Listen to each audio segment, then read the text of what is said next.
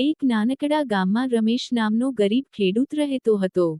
વર્ષો સુધી મહેનત કરવા છતાં તેની ખેતીમાં ક્યારેય સારું પાક આવતું નહોતું.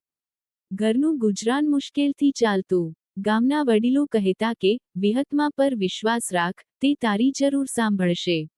એક દિવસ રમેશે નક્કી કર્યું કે તે વિહતમાનના મંદિરે જઈને પ્રાર્થના કરશે.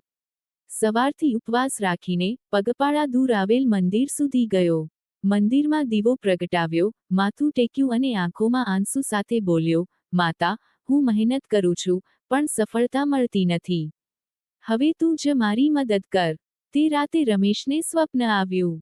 સ્વપ્નમાં વિહતમા પ્રગટ થઈ અને કહ્યું, બેટા, તું નિષ્ઠાથી મહેનત કરતો રહેજે.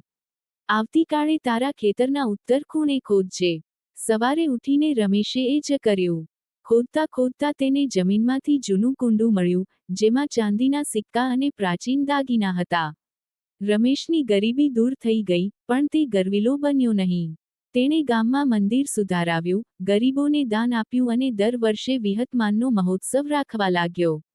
ગામના લોકો માનવા લાગ્યા કે વિહતમા સાચા દિલથી પ્રાર્થના કરનારની જરૂર પૂરી કરે છે.